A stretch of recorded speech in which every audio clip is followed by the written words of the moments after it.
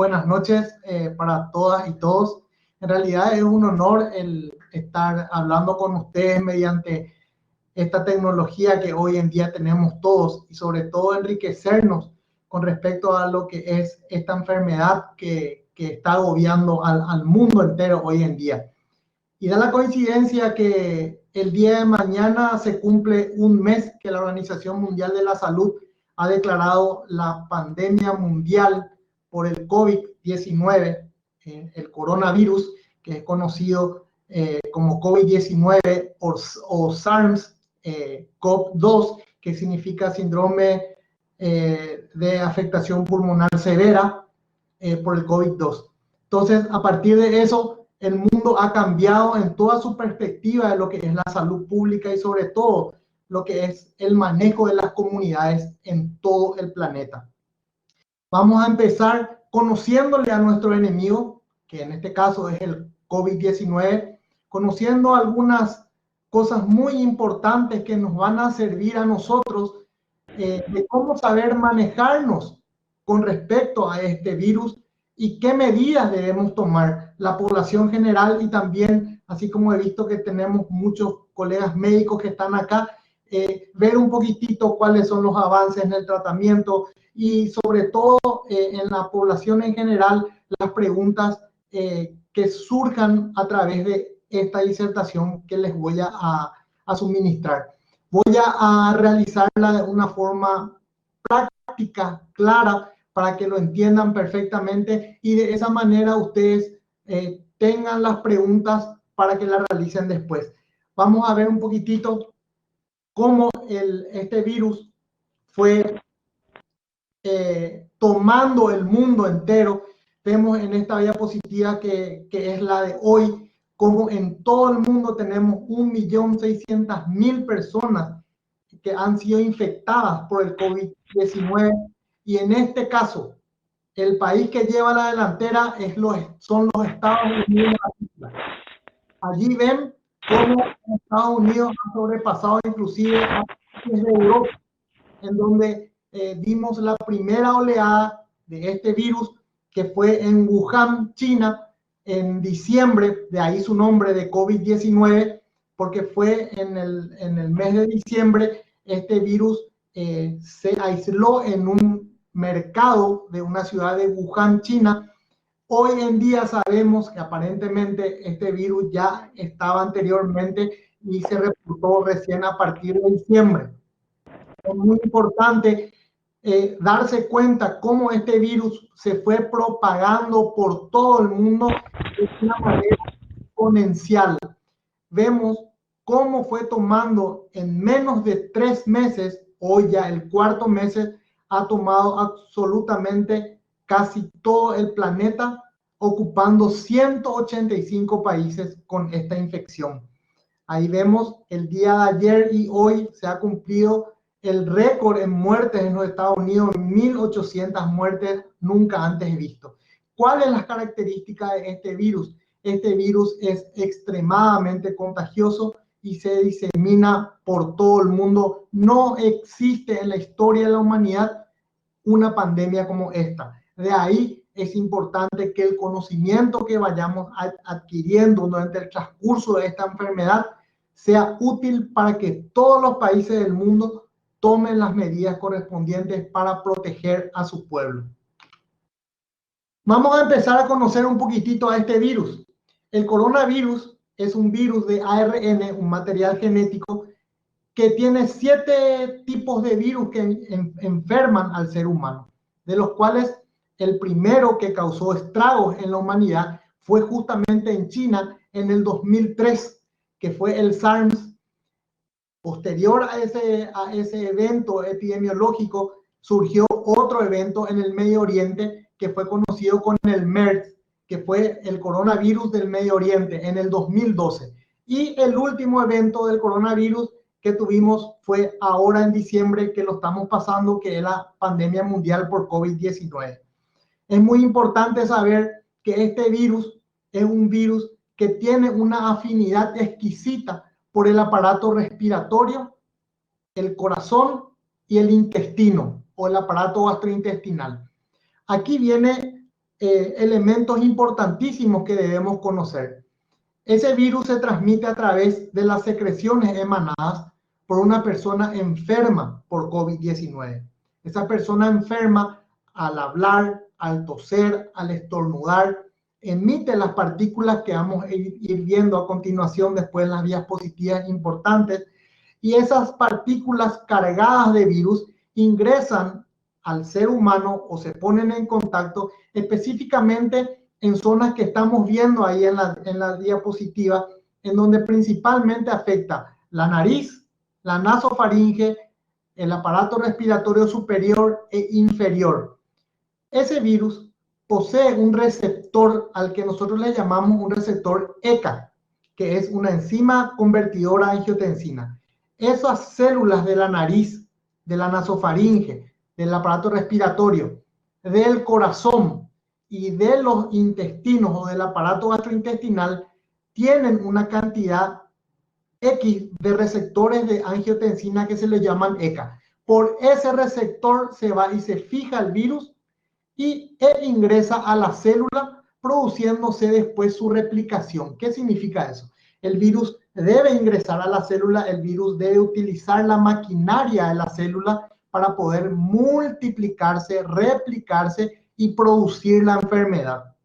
Pero ¿qué es lo interesante de este virus? Sabemos que la nariz y toda esta zona de la cara tiene receptores especiales para ese virus que se han descubierto. Pero así también en las últimas investigaciones se han descubierto que este virus está rodeado de una membrana o de unos elementos que nosotros le llamamos proteoglicanos, que son azúcares que están en sus puntas correspondientes, que hacen que tenga mayor afinidad otra vez por las células, y estas son engañadas porque las toman como si fueran unas partículas normales y las ingresan adentro de la célula, evitando el primer paso de la inmunidad. Es por eso que es tan contagiosa esta enfermedad. Entonces, tenemos una cosa muy importante, el tema de los receptores a nivel de la nariz y la cápsula de glicano que tiene el virus, que hace que sea tan virulento, que sea tan contagiosa. A partir de ahí, nosotros, cuando se pone en contacto con el ser humano o cuando por la nueva o el ser humano sano, el virus empieza a replicarse. ¿Qué ocurre ahí? Empieza a multiplicarse y hay un periodo al que se le denomina periodo de incubación, que significa el periodo en el cual el virus ingresa a las células, empieza a multiplicarse, empieza a afectar a otras células hasta el momento en que aparecen los síntomas. Entonces, ese periodo de incubación en este virus varía de 1 a 14 días aproximadamente, en donde el paciente no tiene síntomas. Es un periodo en el cual el virus se está reproduciendo. 1 a 14 días el periodo de incubación y un promedio de 5.6 días en la aparición de los síntomas. Quiere decir que el promedio de la persona que se puso en contacto con el virus es de 5.6 días. Pero, ojo con esto. Dentro de esa cantidad de pacientes en donde aparecen los síntomas, en el 97% de los pacientes aparecen los síntomas en los 11 días aproximadamente, entre el día 10 y 11 de haberse puesto en contacto con las personas. Ese es el periodo de incubación. Otro dato muy importante que vamos a ver después porque es importante, generalmente en el periodo de incubación de un virus o de cualquier otro tipo de patógeno no existe la transmisión, o sea, no se puede transmitir. Pero en el caso del COVID-19 sí puede transmitirse y eso se denomina periodo de infección presintomática o de transmisión presintomática. Ese periodo es muy importante porque la persona puede estar perfectamente sin síntomas algunos y estar contagiando la enfermedad. Y eso ocurre generalmente de 1 a 3 días antes de empezar los síntomas de la enfermedad. Por eso es que vamos a ver cómo hay maneras de evitar la transmisión de esto. utilizando una serie de elementos que vamos a ir viendo a continuación. Entonces, nosotros vemos acá en la siguiente diapositiva, vemos cómo esos aerosoles de la persona que tose se transmite y se sitúa principalmente en la zona inicial de infección, que es en la nariz nasofaringea, que se lo llama a esta zona, y puede ir distribuyéndose en los bronquios, en la tráquea y en las zonas pulmonares, dependiendo de qué cosa, dependiendo del tamaño de las partículas con las cuales yo me puse en contacto.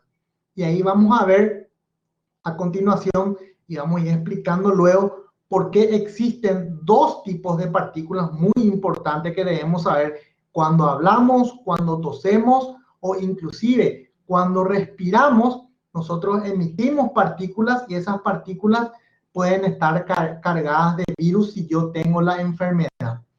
Entonces, ahí vemos perfectamente cómo las partículas de mayor tamaño, que son prácticamente las gotitas de saliva, y se sitúan principalmente en la cara, en la nariz, en la nasofaringe, y las gotitas más pequeñas se dirigen directamente a los bronquios y los pulmones, ocasionando el cuadro respiratorio correspondiente.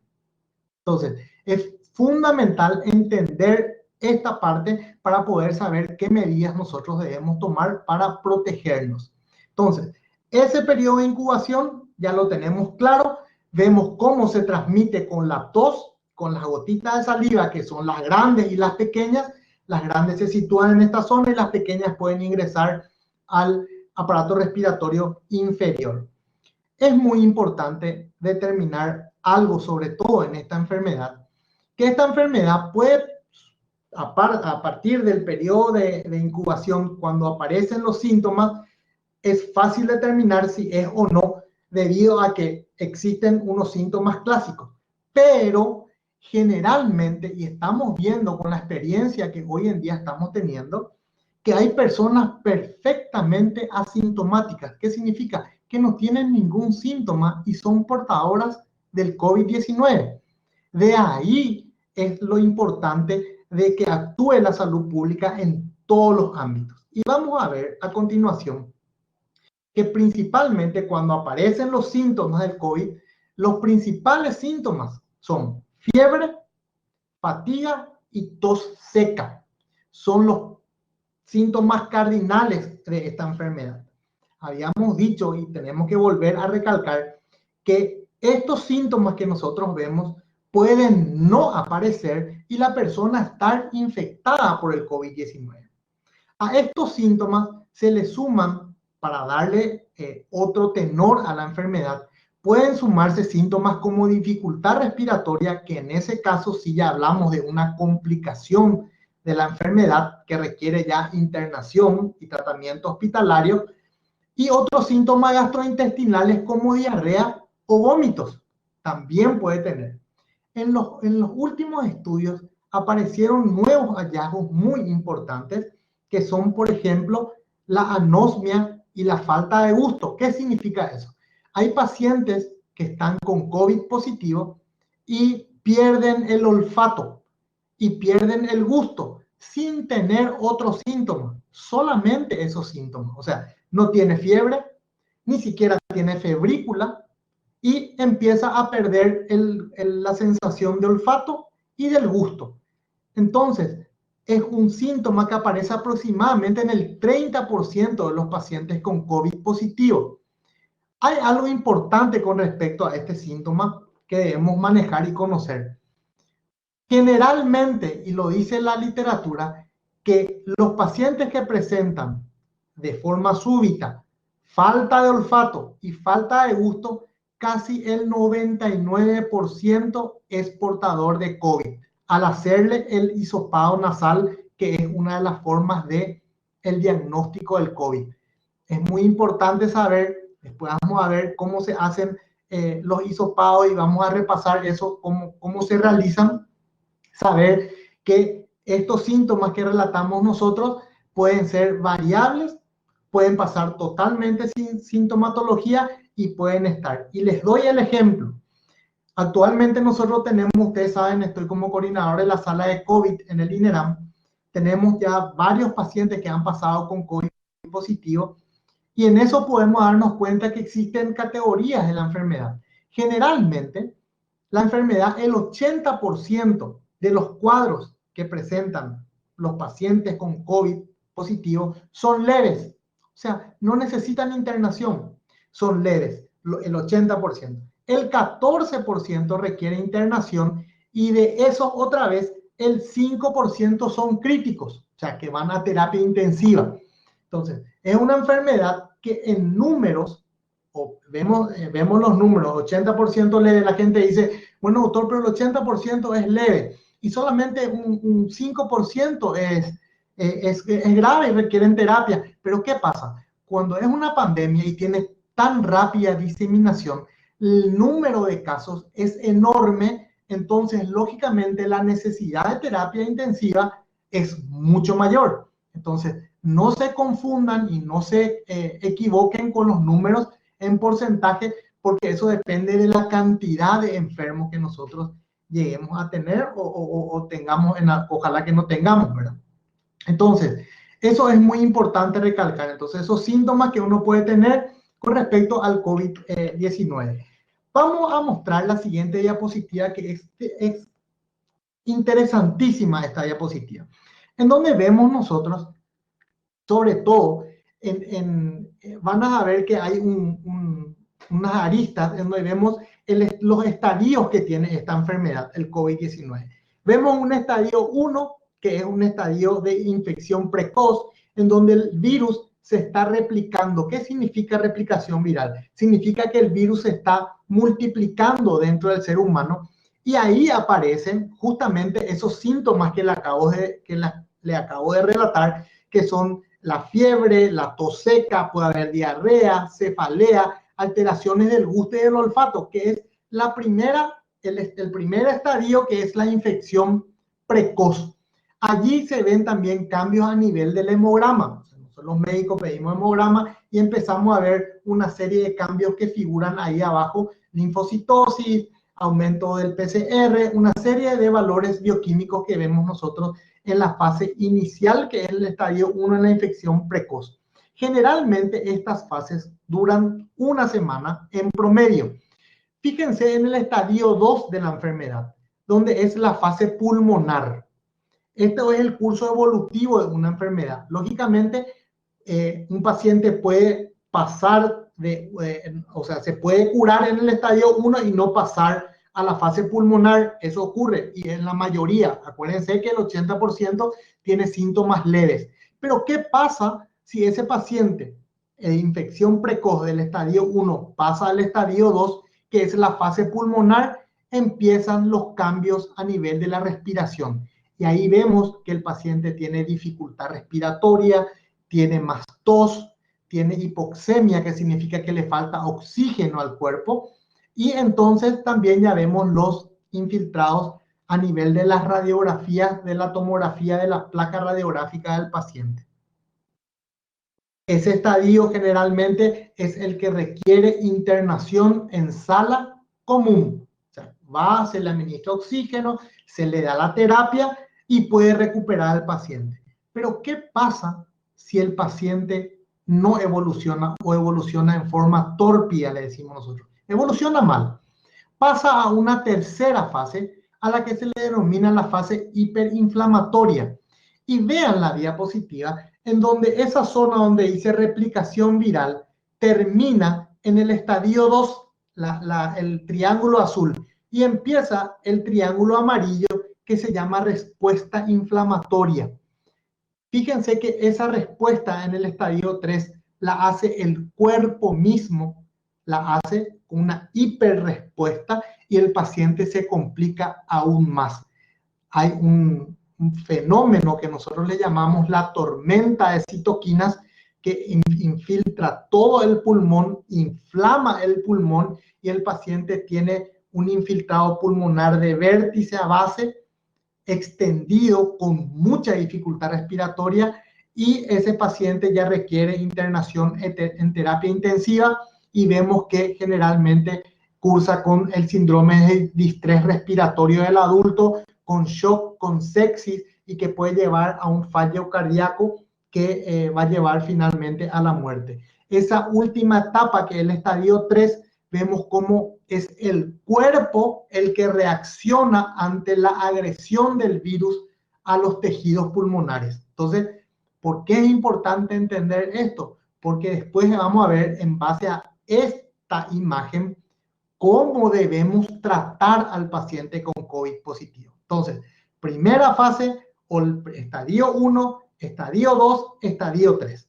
Eso tiene que quedar bien claro. Ahora, una cosa bastante interesante e importante, tenemos que ver, hay personas que pueden cursar solamente el estadio 1, que es una infección precoz, que se soluciona, va a su casa, mejora, no se complica. Puede pasar al estadio 2, como dijimos, y tener dificultad respiratoria y necesitar internación.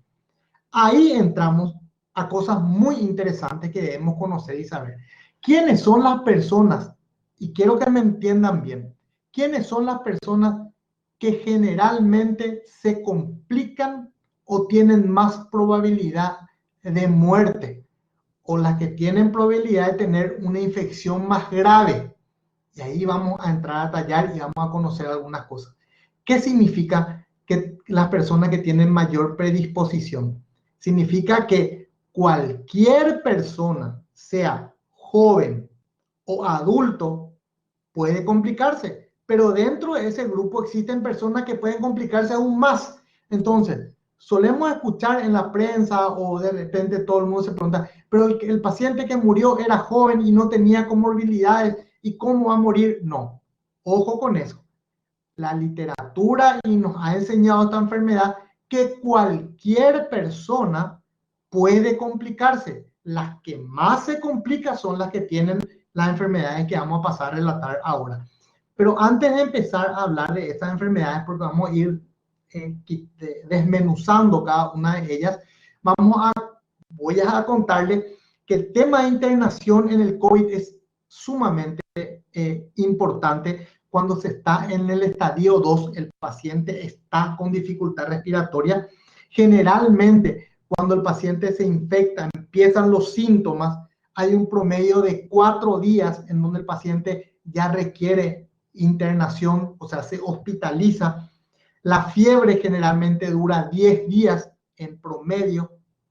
Y quiero que escuchen bien, el promedio de internación de estos pacientes que tienen un cuadro en fase 2 con dificultad respiratoria, infiltrados pulmonares, va de 12 días a 20 días, con un promedio aproximado de 16 días. Imagínense el tiempo que se necesita para que ese paciente se recupere. Son aproximadamente 2 a 3 semanas. Ojo con este dato. ¿Por qué es importante este dato? Porque en nuestras camas, si es que hay una cantidad de pacientes que llegan, se pueden saturar, pueden llenar el hospital y no tenemos recambio de cama. ¿Y por qué no tenemos recambio de cama? Porque el proceso de la enfermedad es muy largo. Tienen tiempo de internación muy largos. Entonces, de esa manera nosotros vemos cómo los servicios, a medida que vamos recibiendo pacientes, se van colapsando porque no hay lugar para dejarlos, ¿sí? Es un dato muy importante. Esas personas que generalmente se complican tienen estos cuadros que vemos ahí en la diapositiva. Las enfermedades cardiovasculares, fíjense, los que tienen hipertensión arterial, los que tienen insuficiencia cardíaca o tienen algún tipo de enfermedad cardíaca, es la persona que más se complica, puede tener una enfermedad grave y puede ocasionar la muerte. Ahí hacemos un stop. ¿Por qué hacemos un stop en las enfermedades cardiovasculares? Porque se ha visto y se ha demostrado científicamente que en las células cardíacas existen también esos receptores que habíamos dicho que hay aquí en esta zona, que son los ECA2. Entonces, se piensa que el virus actúa o ataca directamente las células cardíacas, ocasionando muerte de las células cardíacas y ocasionando alteraciones a nivel de la función del corazón. Esa es una de las vías por la cual una persona que tiene enfermedad cardiovascular la afectación es mayor de este virus. Y aparte de eso, también porque hay complicaciones como por ejemplo cuando el pulmón se sobrecarga de inflamación, hay una sobrecarga cardíaca y en ese caso el corazón ya con una enfermedad de base, cansado o hipertrófico o ya con una hipertensión, hace que falle ese corazón y entonces el paciente pueda tener un desenlace ominoso o de muerte. Entonces, por eso las personas que tienen enfermedad cardiovascular tienen más probabilidad de complicarse. Las personas diabéticas nosotros manejamos perfectamente también que tienen afectaciones cardíacas, tienen infartos silentes, generalmente están acompañadas de hipertensión arterial y los diabéticos tienen en general las defensas disminuidas por la afectación de la diabetes, sobre todo las no controladas. Y acá entramos en otro tema que justamente es mi especialidad, las enfermedades respiratorias crónicas. Hoy en día han salido artículos interesantísimos con respecto a por qué las personas con enfermedad pulmonar obstructiva crónica, EPOC, que engloba la bronquitis crónica, el enfisema, son más propensos a morir y a enfermarse gravemente. Dentro de este grupo, los fumadores y los exfumadores son los que tienen mayor expresión de qué cosa, y volvemos a repetir, de esos receptores para el virus. Entonces, para complicar la existencia de estos pacientes que son enfermos pulmonares crónicos, el hábito del tabaquismo activo o el exfumador hizo que estos pacientes tengan mayor cantidad de receptores para el virus. Entonces, con más razón, van a complicarse. Las personas que tienen cáncer, lógicamente, que están con terapias inmunodepresoras y todo lo demás, son que tienen también alta probabilidad de tener enfermedad grave y muerte.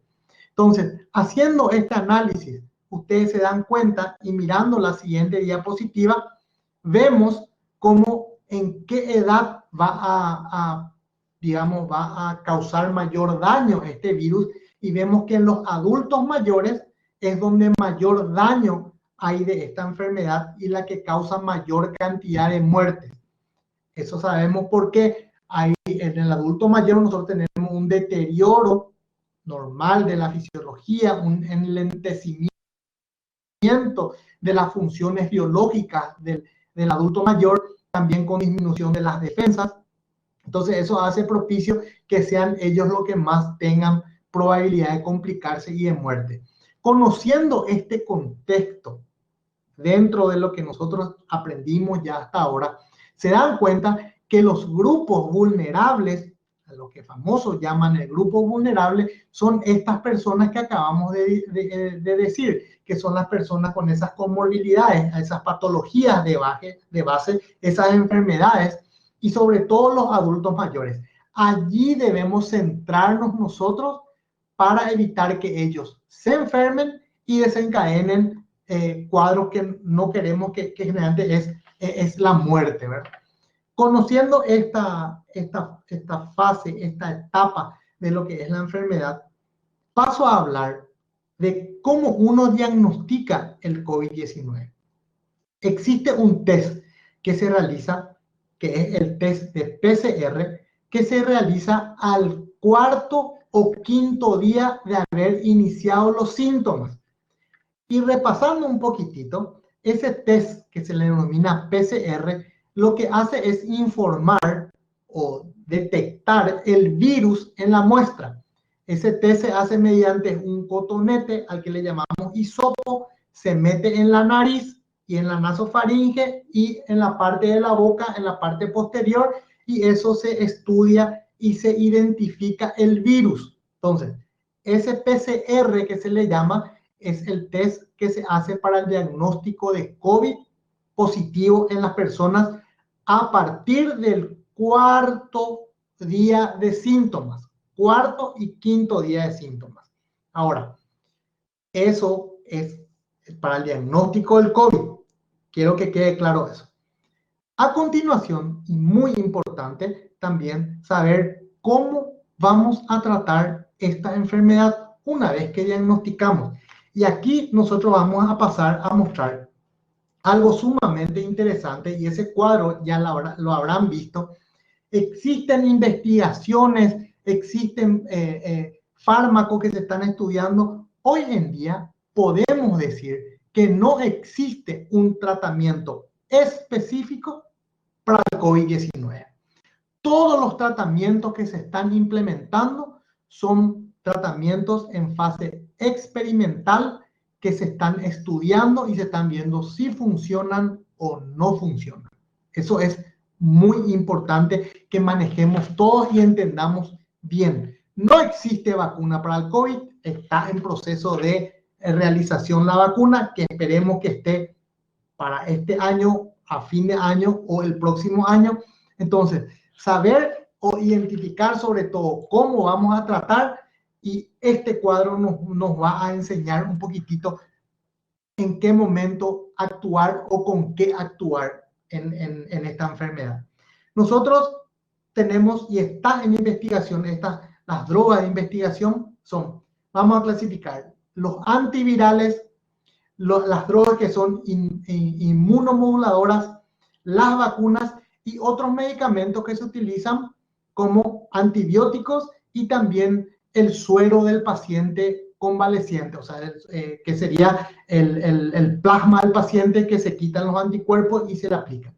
Vamos a hacer un repaso un poquitito de las terapias antivirales que hoy en día se están utilizando en los casos, sobre todo graves, y los que requieren internación del COVID. Esa es una cosa muy importante que debemos saber. Los casos leves se tratan en forma sintomática sin estos antivirales. Eso se le envía a casa, hacen el aislamiento, que es ahora lo que se está haciendo. Podamos ir a discutir un poquitito ya hacia el final la nueva temática que hoy estamos teniendo, que es la correcta. Se inicia el tratamiento generalmente a los pacientes que están internados en sala común, o más aún aquellos que están en terapia intensiva. El tratamiento antiviral que hoy en día se está utilizando, y el que ha resultado en realidad y ha mostrado que elimina el virus, inhibe esa replicación, que es justamente, están viendo en la diapositiva ahora esta zona donde estamos viendo la terapia antiviral que se aplica en el estadio precoz y en la fase pulmonar. Ese antivírico se denomina Remdesivir. Ese antivírico Remdesivir es un antivírico que se utiliza para eliminar y evitar que el virus se replique. ¿Por qué es importante eso? Porque cuando yo le aplico o le suministro este Remdesivir, el virus empieza a eliminarse del cuerpo. Existen estudios que han demostrado una rápida progresión positiva del paciente al aplicarle o al suministrarle este antivírico. Además de eso, se le aplica otro tipo de medicamentos en conjunción con el Remdesivir, el interferón beta, que es también un inmunomodulador que hace que la sinergia, eso vaya mejorando y vaya limpiando el virus del cuerpo. Otra terapia antivírica, antiviral, que se aplica en esta zona también es la de ritonavir y lopinavir, que son dos antivíricos que se utilizan también como tratamiento en el VIH-Sida. Hoy en día también discutido en su utilización, existen estudios que dicen que funcionan, otro, el día de ayer salió uno en el New England, en donde demostraba que no es tan efectivo con respecto al grupo control. Entonces ustedes se dan cuenta cómo va variando, y dentro del tratamiento, sobre todo en España, Italia, figura como tratamiento el ritonavir y el lopinavir, que es el famoso Kaletra, que se utiliza para el tratamiento, como tratamiento antiviral del COVID-19. Posterior a eso, vemos cómo esa terapia antiviral se utiliza en esta fase de estadio precoz y la fase pulmonar. O sea, cuando hay virus, yo puedo aplicar esa terapia antiviral porque el virus se encuentra. Otro tratamiento que nosotros estamos utilizando ya aquí también en Paraguay es la hidroxicloroquina más la acitromicina. La hidroxicloroquina es un medicamento, un fármaco antipalúdico, se utiliza para la malaria y también se utiliza para otras enfermedades como la artritis reumatoidea, el lupus, porque tiene un efecto inmunomodulador muy importante y también se ha visto que inhibe la replicación del virus, o sea que es un antiviral también, ha demostrado. ¿Y por qué la importancia de la hidroxicloroquina y la acitromicina? Estudios han demostrado y se han hecho de la siguiente manera para que entiendan. Ingresa un paciente con COVID-19 a internación, se le hace un hisopado nasal, se ve el resultado COVID positivo. Se le inicia el tratamiento con hidroxicloroquina. Nosotros estamos utilizando hidroxicloroquina más acitromicina, 400 miligramos cada 12 horas por 2 días y luego utilizamos 200 miligramos cada 12 horas completando los 5 días. Más la acitromicina de 500 una vez al día también por 5 días. ¿Qué ha demostrado este tratamiento? Ha demostrado que al consumir estos medicamentos, los virus se van eliminando, entonces la persona va disminuyendo la carga viral, se va restableciendo en su salud y lo más importante, el paciente al negativizar el test para el COVID, eso significa que el paciente ya no va a contagiarle a nadie. Por eso es importante este tratamiento con hidroxicloroquina más acitromicina y también el remdesivir, que es un antivírico que va limpiando todos los virus. Ese tratamiento nosotros estamos utilizando hoy en el Paraguay como protocolo ya en la sala de internación. Posterior a eso, lógicamente, estos medicamentos, y quiero que ustedes tengan en cuenta esto, estos medicamentos en conjunto tienen efectos colaterales que pueden causar cuadros muy importantes en la persona que consume. Y uno de esos cuadros es el alargamiento del QT, se llama, que es una afectación cardíaca que puede producir arritmia cardíaca severa y muerte súbita. Entonces, por eso es que no se debe consumir sin prescripción médica. Se debe realizar estudios de electrocardiograma y control electrocardiográfico durante el periodo de tratamiento de la enfermedad. Por eso es la importancia de no consumir estas drogas sin el control ni la prescripción médica. Eso quiero dejar claro. A continuación, voy a explicar en esta etapa si el paciente entra en shock por una respuesta del cuerpo, una respuesta inflamatoria muy aguda. Generalmente hoy en día en los países del primer mundo se están utilizando los inmunomoduladores. ¿Qué significa inmunomoduladores? Inmunomoduladores son aquellos fármacos que actúan directamente en la respuesta de la inmunidad del cuerpo hacia algo que le está haciendo daño. Habíamos dicho que en esta fase, que es la fase 3, hay una hiperrespuesta del cuerpo ocasionando más daño al cuerpo. Entonces, en esa etapa es donde se utilizan los inmunomoduladores, que son los inhibidores de la interleuquina 6. Se llama un elemento o digamos, un producto químico, para que entienda la gente, un metabolito de la inmunidad que hace que la respuesta inflamatoria sea muy aguda, y si yo le suministro un inhibidor de eso, permite que el cuerpo se vaya restituyendo en forma paulatina y más rápida. Estos inmunomoduladores, la interleuquina 6, se utilizan solamente en esta fase. Y su droga representante es el tocilizumab, se le llama, que es un inhibidor de la interleuquina 6. Hay otros que se llama, otro medicamento que es también inhibidor de la interleuquina 6, que es el sarilizumab. Son medicamentos que se utilizan en esta fase, porque lo que en esta fase ocurre es una respuesta inflamatoria aguda del cuerpo. Yo debo modular y bajar para que mi paciente se recupere.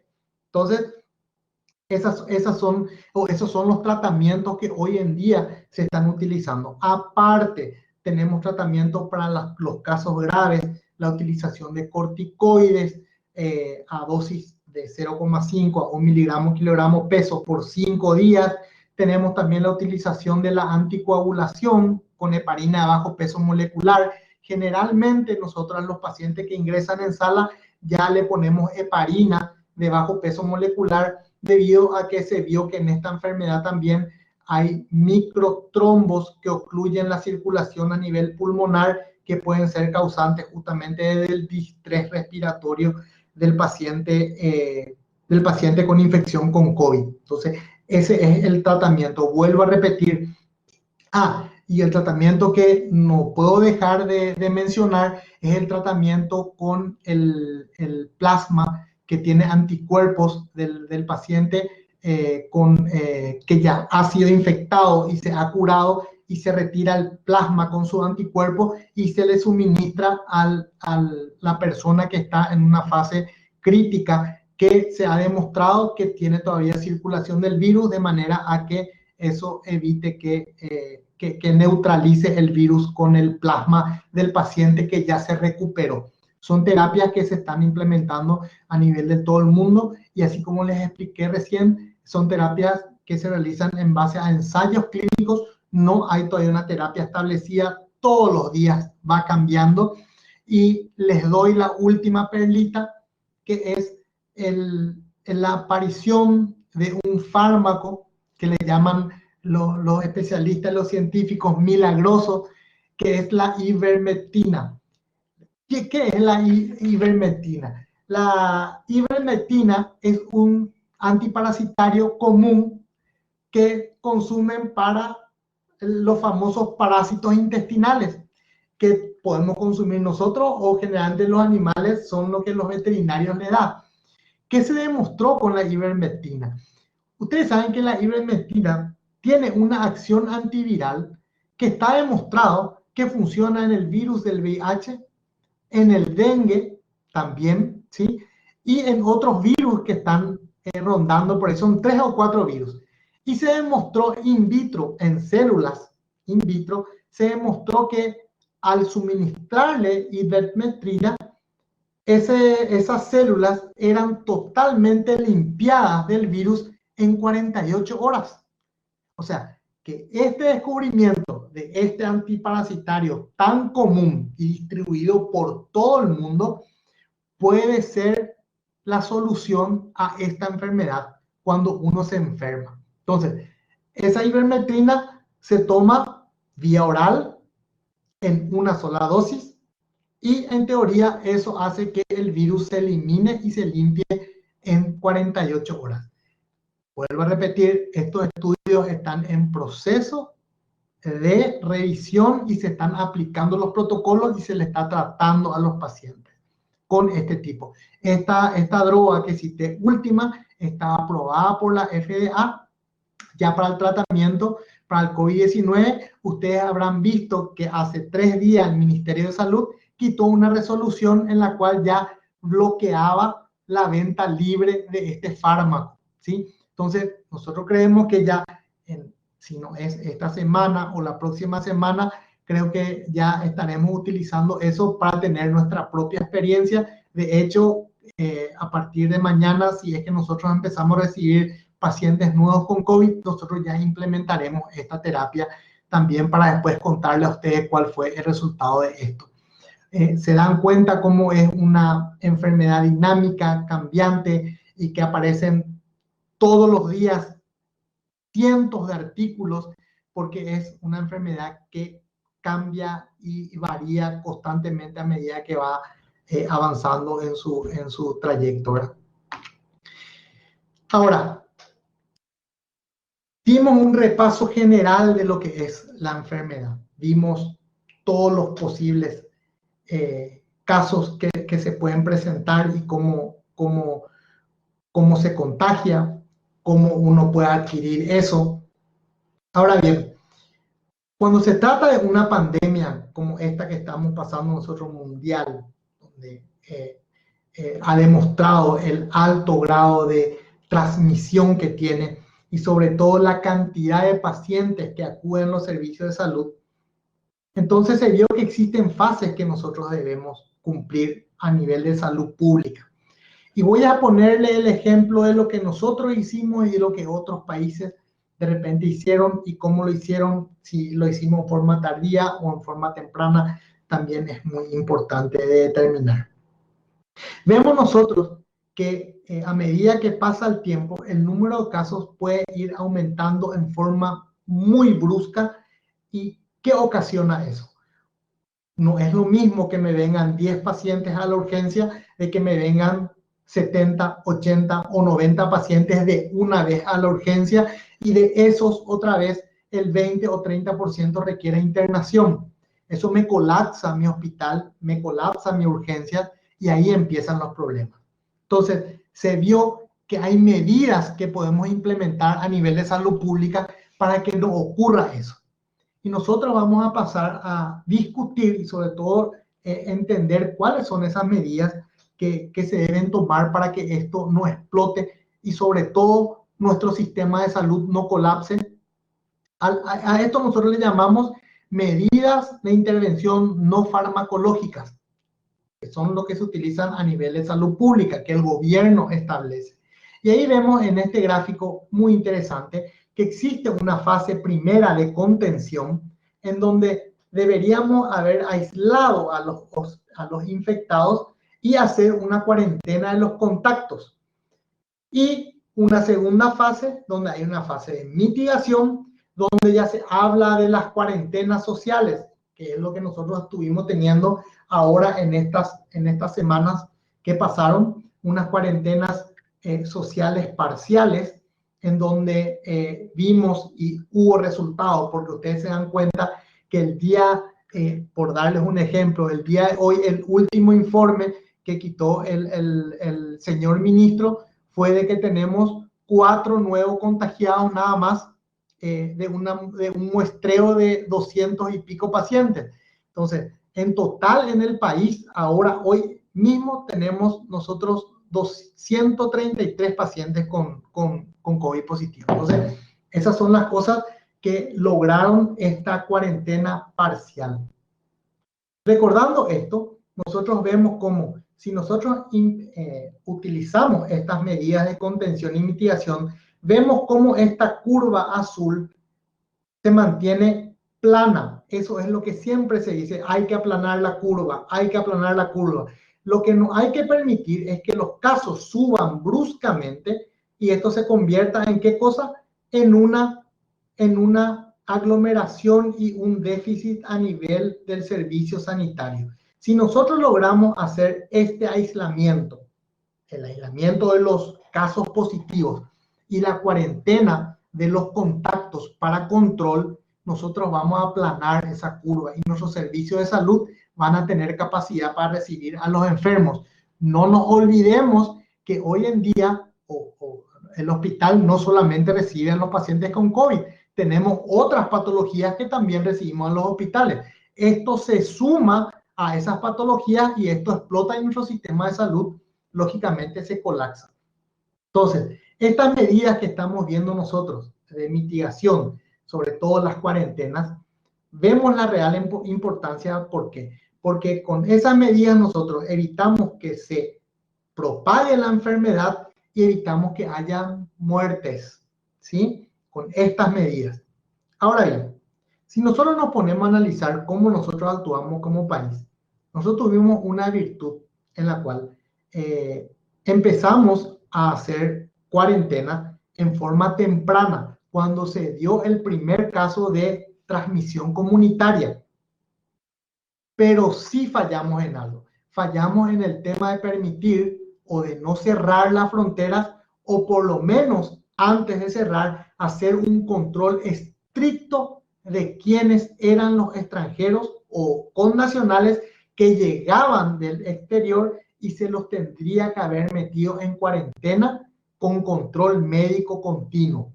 Esa cuarentena recién se hizo hace 3 semanas, ya después de que entraron más de 8,000 compatriotas.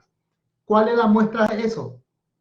Hasta ahora tenemos casos positivos que son del exterior. O sea, que fueron pacientes que ingresaron y no guardaron de repente la cuarentena o no fueron captados por el sistema para ser aislados y monitorizados y controlados.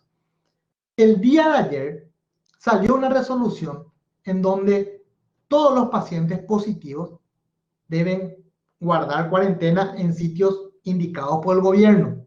¿Cuál fue el problema? El problema fue la forma de comunicación.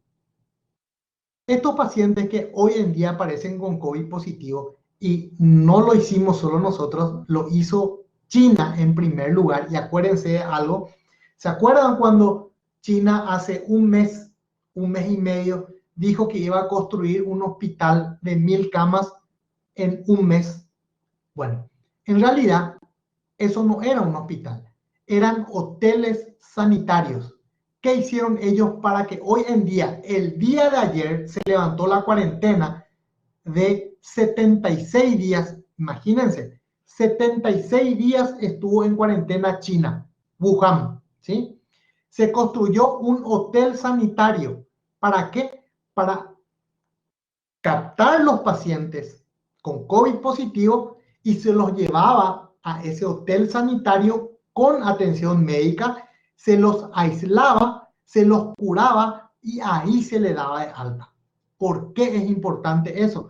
Porque se ha demostrado, y nosotros tenemos la experiencia en el país y les voy a contar, es que el paciente que es COVID positivo y va a guardar cuarentena en su casa, generalmente termina contagiándole a todos los miembros de su familia. Y ese paciente que realiza cuarentena generalmente no sale, pero el resto de su familia sale y no se da cuenta de que ya está contagiada. Es por eso que no funciona la cuarentena en el hogar. Eso está demostrado. Ahora bien, les doy un ejemplo nuestro del Paraguay. Una familia con 5 integrantes. Uno de sus integrantes, COVID positivo. Se internó con nosotros en el INERAN, estuvo con nosotros. El segundo integrante de la familia, este paciente tuvo un cuadro de fiebre, este paciente 1 tuvo un cuadro de fiebre, cuadro gripal, tos, vino al INERAN, le hicimos una tomografía, en el transcurso de su cuadro hizo cuadros diarreicos, tuvo todos los cuadros del COVID, se le hizo una tomografía, se vio infiltrados pulmonares bilaterales, extensos en el pulmón. Lo internamos. 3 días después, cae el segundo integrante de la familia. 3 días después, cae el tercer integrante de la familia. Ellos habían guardado cuarentena en forma correcta en una casa donde tenían cada uno su baño propio, donde tenían las comodidades correspondientes, más de lo que nosotros habitualmente tenemos. A pesar de eso, los 5 miembros de la familia salieron infectados por COVID-19. Uno tuvo síntomas, otra no tuvo síntomas, solamente tuvo pérdida del gusto y del olfato, no tuvo fiebre, no tuvo tos, y dos de las demás integrantes de la familia no tuvieron absolutamente ningún síntoma, pero salieron positivas al hisopado nasal para COVID positivo. Y ahí se dan cuenta cómo en una familia existen distintos cuadros clínicos que presenta esta enfermedad. Es por eso la importancia de que debemos aislar y hacer el seguimiento de los contactos de esos pacientes. ¿Mediante qué cosa? Mediante los test. Nosotros en el Paraguay debemos hacer más y más test. ¿Para qué? Ustedes ya saben, para identificar los pacientes con COVID, aislarlos y evitar que se propague la enfermedad. Una vez que esta enfermedad ya toma un curso comunitario, que significa que ya en la sociedad cualquiera, hoy estamos así en el país, en los hospitales nuestra primera premisa es cualquier paciente que viene con fiebre puede ser COVID positivo. Esa es, hoy en día es la teoría en los hospitales que manejamos nosotros los médicos. Entonces, en base a esto que les digo, tenemos que tener en cuenta lo siguiente. Y pasamos a la siguiente fase, que también hace unos días nada más salió un comunicado de una recomendación tardía de la Organización Mundial de la Salud y del Ministerio de Salud con respecto a qué cosa. Con respecto a esto que nosotros vamos a dar ahora. ¿Se acuerdan que nosotros debíamos mantener la distancia social de 1 metro, 1,5 metros o 2 por lo menos de las personas para evitar qué cosa? Que nos transmitan el virus? Y salió algo nuevo, algo que no, bueno, algo nuevo que ya venía hablando de hace 2 meses. Yo por todas las redes sociales, inclusive al ministerio le sugería el tema de la utilización de las máscaras por el público en general en lugares públicos. ¿Por qué era la importancia de eso? Porque en estudios de China, en Taiwán, en Singapur, en Hong Kong, demostraron cómo al proteger a la comunidad en general, cuando ya el virus está diseminado, se evita la propagación de la enfermedad. Y vamos a ver a continuación esta diapositiva donde estamos viendo cómo también la curva disminuye cuando utilizo la distancia social y utilizo las máscaras por parte de la población en general. Y aquí vemos por qué es importante esto. Fíjense cuando una persona tose. Cuando una persona tose, generalmente los sprays o las partículas que emite se van aproximadamente a más de 2 metros de distancia. Ni qué decir cuando uno estornuda, puede ir hasta 6 metros de distancia. Y fíjense este dato que está aquí. Miren, esto significa exhalación. Cuando yo hablo, las partículas que salen de mi boca pueden irse inclusive hasta 1,5 metros de distancia. Y acá vemos cómo hay también partículas pequeñas y partículas grandes. Vamos a ver a continuación la siguiente diapositiva. Fíjense las características de cada una de las partículas que van saliendo de nuestra boca cuando nosotros hablamos o tosemos. Habíamos repasado al principio que existen las partículas grandes, que son las que más cerca caen, y después están las partículas que son más pequeñitas, que son los aerosoles, que se dispersan en el ambiente. Y acá les voy a contar algo. Antes se pensaba que no se transmitían por el aire. Hoy en día hay evidencia científica de que el virus en espacios cerrados sin ventilación, permanecen en el aire hasta 2 a 3 horas. Esas partículas de aerosol. Es por eso que debemos evitar la aglomeración de personas en espacios cerrados y, ¿qué cosa? La ventilación de los espacios. Hay que ventilar para que esas partículas se diseminen. Conociendo esto, conociendo cómo nosotros vamos perdiendo el virus si estamos infectados, o acuérdense de algo muy importante, yo puedo tener el COVID y no tener síntomas y estoy transmitiendo a todas las personas. No solamente la persona que está con síntomas debe cuidarse o debe utilizar el tapabocas. Hoy en día, todas las personas en lugares públicos donde hay aglomeración deben utilizar el tapabocas. ¿Por qué? Para proteger sobre todo a la otra persona. Y vamos a ver a continuación la siguiente diapositiva. Ahí ven por qué la importancia de la mascarilla, donde vemos cómo la mascarilla nos protege a nosotros de qué cosa.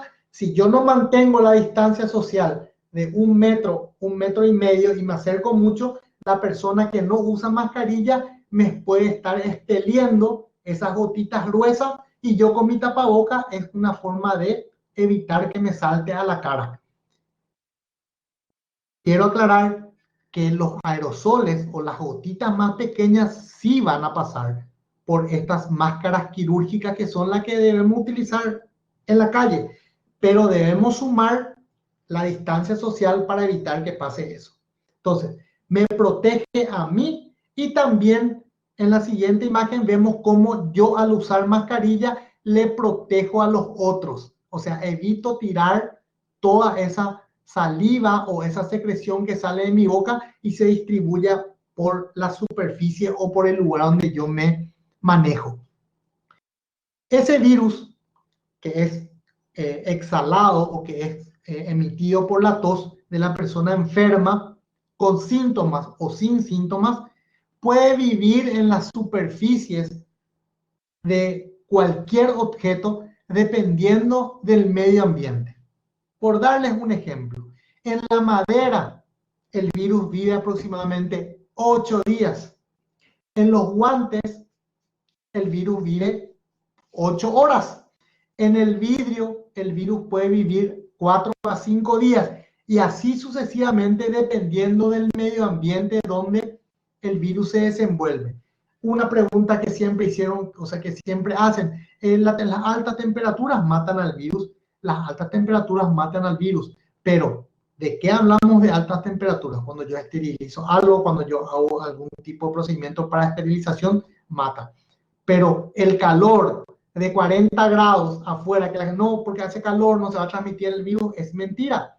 ¿Por qué? Porque eso depende de múltiples factores, se puede quedar en la ropa, se puede quedar en las manos, y la forma de contacto justamente es qué es lo que debemos manejar nosotros y cuáles son las medidas de protección que vamos a ver a continuación, cuáles son las fases que tenemos que tener en cuenta para parar esta pandemia, y vamos a ver cómo los virus al tocar las superficies que están infectadas y yo me toco la boca, o me toco los ojos, me toco la nariz, ahí automáticamente yo me inoculo el virus. Entonces, por eso es importante las medidas justamente de higiene, de lavado frecuente de manos, no tocarse la cara en ningún momento, la forma correcta de ponerse la mascarilla también, que tenemos video, le vamos a mostrar cómo es la forma correcta. Otra cosa importante que suele preguntar la gente es justamente las famosas máscaras de tela. Hoy en día ya están permitidas también, solamente que hay que tener un juego de esas máscaras de tela para poder intercambiar. Cuando se cambian también explicamos en el video cómo se humedece, y son esa serie de cosas que tenemos que manejar. Ahora bien, en los últimos artículos que han salido y que son de suma importancia, ¿cómo nosotros vamos a parar esta epidemia? ¿Cómo vamos a parar? La única forma de parar, y lo dicen los grandes científicos, es que nosotros en nuestro país, sobre todo, hagamos pruebas, pruebas, pruebas y más pruebas. ¿Qué significa eso? Tenemos que buscar al enemigo. Todo paciente que viene con infección respiratoria o que viene con fiebre, debemos hacerle el hisopado. Tenemos que identificar a los pacientes. Primero, haciendo pruebas. La segunda forma de terminar con esto es aislando a los pacientes que tienen COVID positivo. Aislándolos en hoteles sanitarios, teniéndolos en cuarentena y, sobre todo, buscando a sus contactos para hacerles test y tratar de localizar los positivos. Entonces, uno, haciendo pruebas, más pruebas y más pruebas. Nosotros estamos haciendo 200 pruebas por día. Necesitamos hacer de 500 a 1000 pruebas al día. Debemos aislar a los contactos. Debemos estar preparados y una reacción rápida del sistema de salud. O sea, que cuando yo identifico un caso, automáticamente debo bloquear la zona donde él estuvo en contacto. La experiencia de otros países utilizan los medios electrónicos o los medios digamos, estos que nosotros estamos utilizando ahora. Las cámaras inclusive hacen visiones de donde estuvo él para localizar a los contactos, para justamente hacer las pruebas y aislar. Y luego la cuarta medida muy importante, el distanciamiento social, que consiste justamente en evitar el acercarse a 1,5 metros, 2 metros, el tema de las aglomeraciones en fiestas, digamos, en bares, en restaurantes, en acontecimientos sociales. Eso todavía no, este año yo creo que ya no vamos a tener ese tipo de actividades porque debemos mantener la distancia social. Y el quinto tema muy importante, y sobre todo que nosotros ahora a nuestro país debemos iniciar la educación masiva, la educación sanitaria masiva, es el lavado frecuente de manos correctamente con agua y jabón y la utilización de la solución en gel de alcohol o alcohol al 70%, el evitar tocarse la cara con las manos sucias, ¿sí? Lavado frecuente de manos, evitar tocarse la cara y el distanciamiento social. Y hoy se suma una tercera fuerza, que es justamente la utilización de la mascarilla quirúrgica por la población en general. Con esto yo termino la locución. Les quiero dar las gracias y estoy atento a lo que ustedes quieran preguntar. Y a continuación vamos a ver unos videos que hicimos nosotros en la unidad para que ustedes a partir de eso puedan hacer las preguntas correspondientes. Muchas gracias.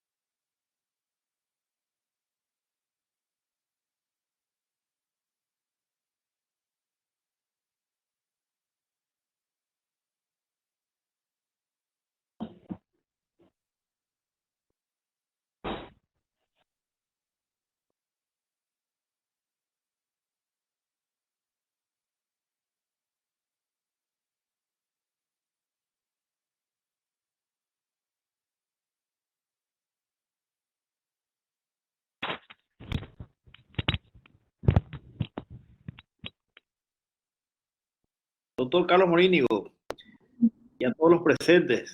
Gracias, doctor, por la excelente exposición.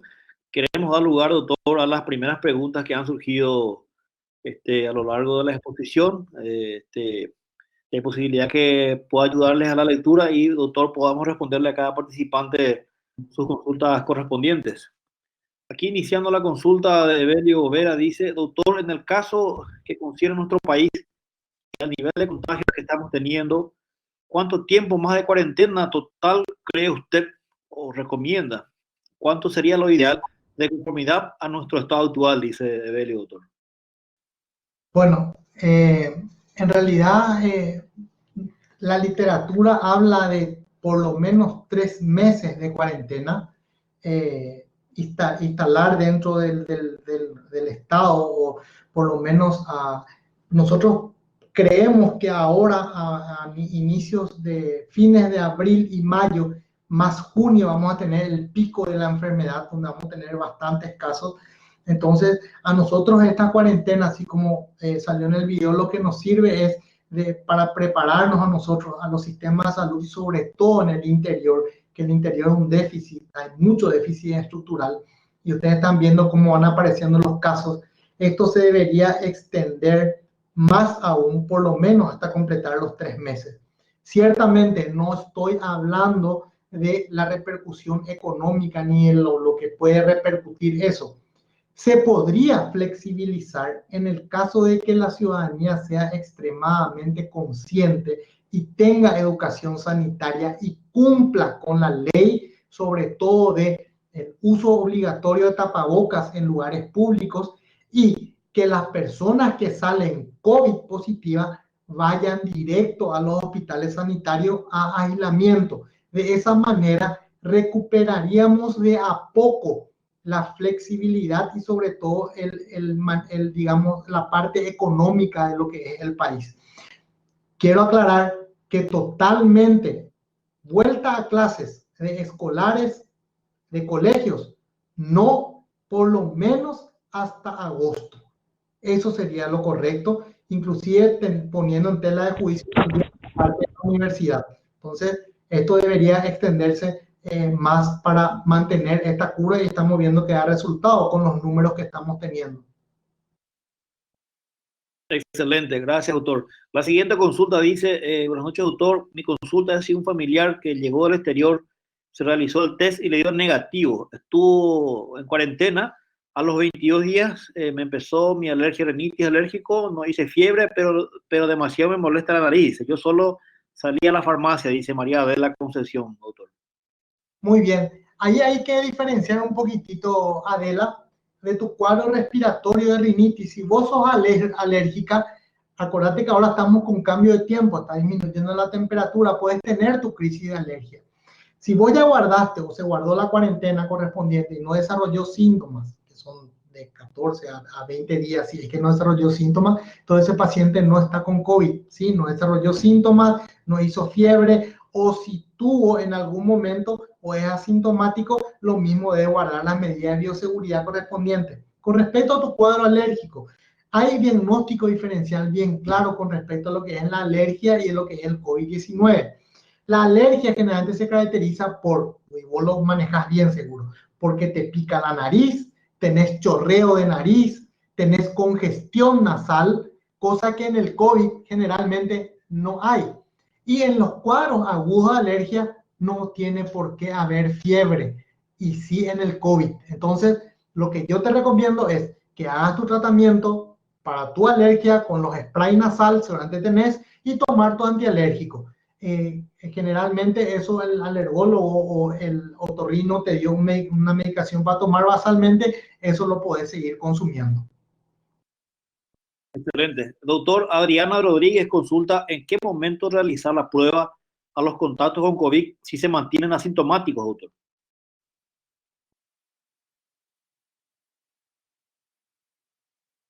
Doctor, el audio está en off, doctor. Ahí está. Pero, excelente pregunta. Cuando yo le hago a los contactos, lo primero que yo hago es identificar a la persona que tiene COVID positivo y le pregunto en dónde él trabaja o con quién vive, y en ese momento yo ya voy a intervenir en esa familia. ¿En qué sentido? yo no lo hago directamente en ese momento. Yo anoto y voy a tomarle las pruebas probablemente a partir del segundo día. O sea que el paciente fue diagnosticado con COVID, al día siguiente yo tengo que ir a hacerle la prueba a todos sus contactos. ¿Por qué es eso? Acordate y acuérdense que en el periodo de incubación presintomático puede estar transmitiendo ya el COVID. Y esa persona que ya tiene un COVID positivo probablemente tiene ya 10 días de enfermedad en promedio y ya contagió, y los que están al lado de él ya están también con el cuadro o sintomático o asintomático. Se hace una primera prueba de esos contactos, que es una vez que se identifica el caso de COVID, al día siguiente le haces las pruebas y volvés a repetir esas mismas pruebas en esos contactos en 7 días, que es la segunda prueba. Y a partir de ahí le seguís vigilando. Esa es la forma correcta. Excelente. Hay una consulta puntual de Julio López Sánchez. Dice, ¿cuánto puede durar el tema del virus, doctor? ¿Cómo? ¿Cómo? Dice, ¿cuánto puede durar el tema del virus? Se refiere a la presencia en el país. Sí. Pero aprovechando esa pregunta, les quiero contar algo muy importante. Acuérdense que el test se hace de esta zona, ¿sí? De la nariz, de la nasofaringe. Alguna gente, me olvidé de contarles, alguna gente se pregunta, ¿y cuántos días tarda uno en eliminar todos los virus del cuerpo o de esta zona? ¿O cuándo me va a salir negativa la prueba? Bueno, generalmente el tiempo de eliminación viral de esta zona va de 8 días a 37 días. Imagínense la cantidad de tiempo que tarda en eliminarse. Un promedio de eliminación del virus de esta zona de 20 días. Por eso es que las personas que se curan igual tienen que mantener la cuarentena y el aislamiento y las medidas de seguridad. Entonces, ese virus, para yo eliminar totalmente de mi cuerpo, tarda un promedio de 20 días. Eso es muy importante. Qué suerte que me diste esa pregunta para contarles. O sea que ese PCR, o sea, el análisis que se hace acá, puede salir negativo porque ya los virus hay muy pocos que no detectan, pero en realidad hay todavía pequeñas cantidades que pueden permanecer hasta 20 días. Entonces, la persona que se recupera de COVID-19 debe seguir en aislamiento por lo menos hasta completar los 20-25 días con las medidas de bioseguridad correspondientes. Excelente, doctor. Aquí Juan Gualberto dice, doctor, ¿puede ser endémica esta enfermedad? Pregunta Juan Gualberto. Y hoy en día, ¿a qué se llama endémica? Endémica, por ejemplo, se llama, nosotros tenemos enfermedad endémica como la tuberculosis, que está establecida. Nosotros podemos llegar a, o sea, no creo que podamos llevar a eliminar el coronavirus, porque esto ya está instalado y vamos a tener brotes probablemente, o va a haber gente del extranjero que va a venir de otro lado a traer siempre, si no se hacen las medidas de control correspondientes. Hoy, a partir de hoy, un cambio brutal en toda la humanidad va a haber. O sea, nuestros puertos de acceso, los aeropuertos, toda la zona fronteriza van a tener que tener estructuras para captar y localizar gente que traiga virus. A partir de ahora, la humanidad ha cambiado en su forma de manejo. No se puede hablar de endémico todavía porque endémico se habla con los años, ¿sí? Entonces, se puede decir que esta pandemia llegó para quedarse y vamos a tener circulación anual de este virus, probablemente igual que el virus de la influenza. Excelente, doctor. Aquí Estela Valdés dice, aparte de estas medidas, ¿cree usted que las medidas tomadas por el gobierno deben ser más estrictas? Totalmente. Las medidas que tiene que tomar, te doy un ejemplo. El día de ayer salió un decreto donde decían que todas las personas con COVID deben ir a aislamiento. Luego salió un tweet en donde decía las que quieren o las que se ofrezcan. Eso no es correcto. Las medidas se deben tomar por igual para todos y deben haber políticas públicas firmes con sanciones o con puniciones, porque esa es la única manera que nosotros vamos a poder aislar, pero hay que tener en cuenta algo. No podemos comparar nuestro régimen, como por ejemplo con el régimen chino o el régimen de Corea o de otros que son países ya totalmente, en el caso de Corea, muy disciplinados. Ustedes saben que en Corea hay multa de hasta $3,000 si una persona que no ha cumplido su cuarentena sale y se le descubre. Pero ¿qué pasa? Allá se le controla por una app, por el teléfono móvil. Hay una app que muestra su geolocalización continua. Entonces ese paciente está monitorizado por un GPS que tiene una app en su teléfono, que se puede implementar perfectamente acá. Lo que pasa es que acá hay gente que su teléfono no está su nombre, o no tiene teléfono, o de repente no tiene señal, o de repente no tiene para pagar los datos móviles. Entonces nos encontramos con una serie digamos, de dificultades para implementar la app, que en otros países hay conectividad en todo el país sin ningún problema. Nosotros no la tenemos. Entonces, acá se apela más a la conciencia de la gente, que de repente nos dimos cuenta. Hoy salió el presidente de la República a decir que han localizado más de 30 personas que debían cumplir positivas, que debían cumplir la cuarentena y salieron afuera. Entonces, la única forma es puniciones, órdenes correspondientes para cumplir esto, porque si no está en riesgo la salud pública.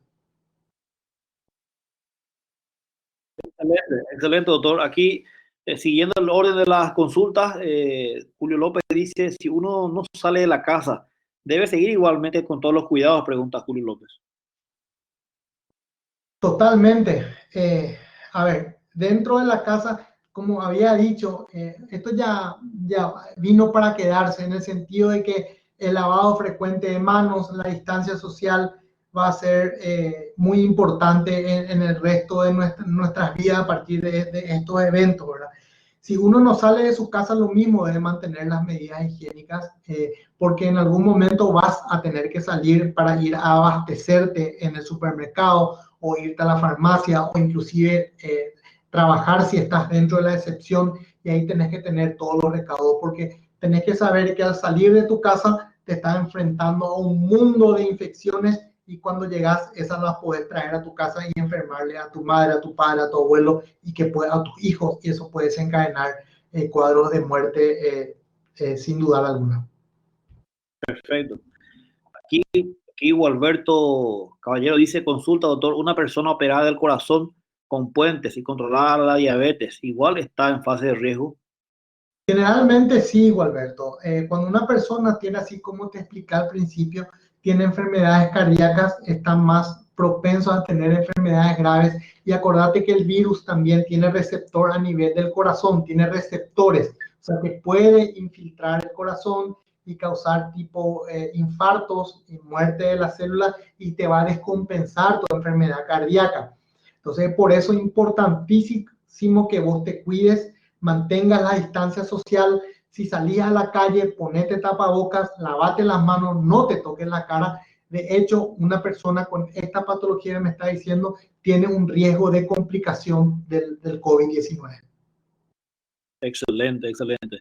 Sara Rojas consulta, doctor, lo siguiente. Dice, mi marido es asmático y mi hija mayor, 7 años, es alérgica a los cambios climáticos. ¿Cómo se deben cuidar, puesto que son personas de riesgo? Muchas gracias por la exposición.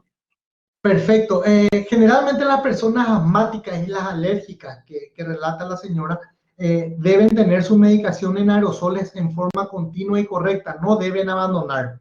Acuérdense que ahora entramos en época de frío, entramos con estos cambios de temperatura, hace calor, hace frío ahora a esta hora, de mañana hace calorcito. Estos cambios bruscos de temperatura que es característico en nuestro país hace que nuestro sistema de regulación esté medio desequilibrado y aparezcan esos cuadros de TCD, y de repente me congestiono y todo lo demás.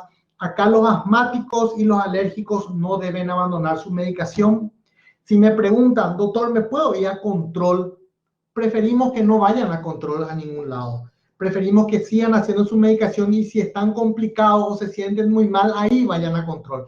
Pero por ahora lo importante es hacer los aerosoles, cuidarse, tratar de comunicarse. Si tienen un médico empático, tratar de comunicarse con su médico vía telefónica para que les dé las indicaciones correspondientes. Excelente. Agradeciendo a todas las personas que van comentando, que les felicito por su charla, doctor. Aquí un estudiante también pregunta, dice, doctor, ¿cuándo volvemos los internos? los internos. Y estamos viendo, hay una cosa importante que tengo que decirle a nuestros internos. Es muy importante saber que nosotros estamos en una época de pandemia y también están terminando y comprendemos perfectamente que están muy ansiosos de terminar, pero acuérdense que esta es una situación de guerra y que no queremos que ninguno de ustedes salga perjudicado, mucho menos infectado por este virus, ¿verdad?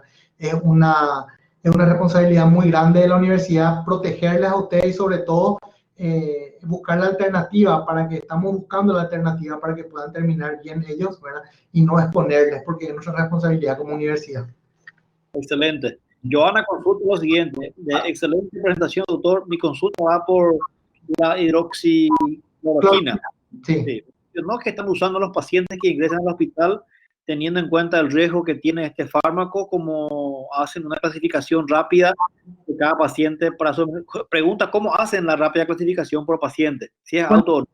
Sí, primeramente nosotros estamos utilizando como protocolo ya la hidroxicloroquina más la acitromicina. Lo que nosotros hacemos siempre es un perfil general del paciente. Le pedimos su hemograma con todos esos patogramas, su perfil renal, lo que es dímero D, también pedimos LH, todo eso, porque son criterios. Y me encanta la pregunta de la doctora, porque hay criterios donde nosotros tenemos que tener en cuenta. Si mi paciente, marcadores bioquímicos, muy importante.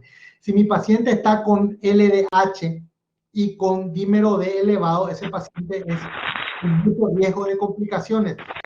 También la ferritina. Si la ferritina está elevada, este paciente puede llegar a complicarse. Hacemos el hepatograma y también hacemos un electrocardiograma basal. En el electro lo que buscamos son arritmias. Si mi paciente tiene arritmias, yo no suministro la hidroxicloroquina y la citromicina en conjunto, porque vos sabés que ambos tienen afectación en el ritmo, o sea, en la fase en el ritmo cardíaco. Principalmente la hidroxicloroquina lo que hace es alarga el QT. Entonces nosotros nos fijamos específicamente en el QT para ver si es que no está alargado. Hay mucha gente que tiene ese defecto o esa anomalía en la eléctrica del corazón, el síndrome QT, que generalmente es característico de desmayo. El paciente cuando hace mucho ejercicio se desmaya o se cae. Entonces son síntomas que orientan a tener problemas cardíacos del síndrome de QT. Entonces, antes de iniciar la hidroxicloroquina, nosotros sí o sí hacemos un electrocardiograma, iniciamos y volvemos a repetir en 24 48 horas el electrocardiograma para ver si no hay alteraciones. Como es muy poco el tiempo que utilizamos, son 5 días de hidroxicloroquina más acitro, nos da el tiempo para hacer los análisis electrocardiográficos para control del paciente. El que tiene algún tipo de arritmia o tiene el síndrome QT alargado, no hacemos. Ok, perfecto. Gloria Paniagua consulta, doctor, ¿cómo podemos proteger? Tengo un hijo que tiene rinitis alérgica sin medicación y va a trabajar. Bueno, lo primero es que él tiene que mantener estas medidas que nosotros dijimos. Si él está exceptuado en el decreto de poder trabajar, él tiene que ir a trabajar utilizando tapabocas en los sitios de aglomeración de personas públicos, lavarse las manos, no tocarse la cara. Esas son las medidas. Y sobre todo si tiene rinitis, tratar de consumir algún antialérgico si es cuadro característico de rinitis, pero hay que ver, hay que consultar, porque acuérdense que los antialérgicos pueden causar sueño. Te doy un ejemplo, la clorfenamina, el famoso Analer. El Analer da sueño y si tu hijo está haciendo actividades que tienen que tener lucidez en su trabajo, eso le puede causar somnolencia y hacerle caer o trabajar mal. Y existen otros tipos de antialérgicos que no causan somnolencia. Eso ya depende, por eso es importante la consulta médica. Perfecto. Aquí Sara Rojas hizo un comentario acerca del aislamiento, doctor, de los pacientes positivos con COVID, puesto que muchas personas infectadas no han respetado el tema de la prohibición de quedarse en casa. Y esos son los pacientes que generalmente complican y transmiten, ¿verdad? Entonces, es por eso que es importante hacer sobre todo cumplir las leyes y analizar a esos pacientes y sancionarlos con toda la fuerza de la ley, porque están poniendo en la salud pública. Ustedes están viendo o tienen el ejemplo de esta senadora que inconscientemente fue a la peluquería y contagió a unas cuantas personas. Esta señora va a ser juzgada y va a tener una punición probablemente, ¿verdad? y no tiene que ser distinto con otro tipo de personas. Perfecto. Leslie, aquí consulta, doctor, si podría brevemente, dice, repetir esa dosis y tiempo acerca del tratamiento con hidroxi y más acitro, doctor. Bueno, la hidroxi y la acitro se utiliza 400 miligramos de hidroxicloroquina cada 12 horas por 2 días y después se completa 5 días con 200 miligramos cada 12 horas, completando los 5 días. Entonces, 400 cada 12 por 2 días y 200 cada 12 por 3 días más, completando los 5 días, más la acitromicina de 500, 1 miligramo, o sea, de 500 miligramos, un comprimido cada 24 horas por 5 días también. Y le sumamos nosotros, doctora, a esa terapia también heparina de bajo peso molecular para los pacientes que están internados. Esto es para los pacientes que están internados por COVID. Excelente. Queremos agradecer la presencia de nuestro querido rector también, doctor Juan Alberto Berenger, que nos acompaña hoy y realiza la siguiente pregunta. Felicitaciones por la exposición del doctor Morínigo, muy claro y didáctico. Dentro de pocos días comenzaría la entrega de vacunas antigripales. No sirve para el COVID-19, pero ¿en qué medida ayuda a protegerse desde el punto de vista del sistema inmunológico? La consulta. Buenas noches, Juan. Un honor que también estés con nosotros. Muchas gracias por el apoyo. Juan, es importantísima y me olvidé de tocar ese tema. La vacuna antigripal es extremadamente importante porque el año pasado, Juan, y a todos los que están acá, han muerto o han consultado por cuadro de influenza o influenza tipo EPI casi 900.000 personas en el Paraguay, de las cuales 1.000 personas requirieron 8.000 personas requirieron internación. De esas 8.000 personas, 500 entraron en terapia intensiva. ¿Y saben cuántas personas murieron por influenza el año pasado? 134 personas murieron por influenza. ¿Y saben cuál fue la primera característica? Que ninguna de ellas estuvo vacunada contra la influenza. Entonces, está demostrado científicamente que la vacunación contra la influenza disminuye los síntomas graves de la misma. Y ojo, puede haber coinfección. O sea, coinfección, ¿qué significa? ¿Podés tener influenza y podés tener COVID al mismo tiempo? Sí podés. Entonces, nosotros lo que hacemos con la vacunación es lograr disminuir otro factor importante de descompensación en las personas y evitamos que se enfermen de influenza. ¿Por qué es importante para nosotros esto? Porque acuérdense que nuestro primer diagnóstico diferencial que yo tengo que hacer como médico es: ¿se trata de influenza o se trata de COVID? Si mi paciente está vacunado contra la influenza, entonces yo digo lo más probable es que sea COVID. ¿Me entienden la importancia? Y sobre todo, y te completo todo esto, Juan, diciéndote que quiénes son los que tienen que vacunarse. Las personas que tienen, o los niños de 6 meses a 2 años, las embarazadas, los adultos mayores a partir de 60 años, los que tienen enfermedades como hipertensión, diabetes, insuficiencia cardíaca, renal, los VIH-Sida, y los personales de salud son los que tienen que vacunarse contra la influenza. Excelente. Laura Val dice si se podría repetir la terapia antiviral. Creo que ya mencionaste, doctor, en el comentario anterior. La terapia antiviral, habíamos dicho que tenemos nosotros lo que utilizamos en Paraguay, la hidroxicloroquina y la citromicina, y también en terapia intensiva se está utilizando el Caletra, el lopinavir o ritonavir. Nosotros no tenemos el remdesivir, no lo estamos utilizando, es de muy alto costo, y tampoco tenemos el tolizumab, no lo tenemos, que es el inhibidor de la interleuquina 6. Son medicamentos inmunomoduladores muy costosos que no los tenemos en el Paraguay. Perfecto. Adela Concepción pregunta, ¿una persona que se curó del COVID puede volver a contraer el virus? Excelente pregunta. Hoy en día estamos viendo, justamente hoy salió un artículo en el cual en Corea hubo pacientes que se habían curado y han vuelto a tener COVID-19. Generalmente, cuando uno tiene una enfermedad, el cuerpo crea los anticuerpos necesarios, que el sistema de defensa ya no tiene la misma enfermedad. Lo que se sospecha que puede haber una reactivación del virus que no fue limpiado. ¿Se acuerdan que yo le dije que puede durar inclusive hasta 37, 38 días la eliminación total de los virus? Lo que se piensa es que hay una reactivación de los virus que están ahí todavía no eliminados y pueden provocar una nueva enfermedad cuando ese paciente se vuelve a poner en contacto con otro positivo. Por eso es lo importante de siempre mantener la distancia social, utilizar los medios correspondientes e inclusive la persona que se cura, habíamos dicho que tiene que tener los cuidados de bioseguridad correspondientes justamente para evitar la reactivación de la enfermedad. Eso no se trata de que hay otra cepa, de que mutó el virus, porque se estaba hablando de eso, muta el virus, entonces no se ha demostrado que el virus muta y es un nuevo coronavirus, para que ustedes entiendan.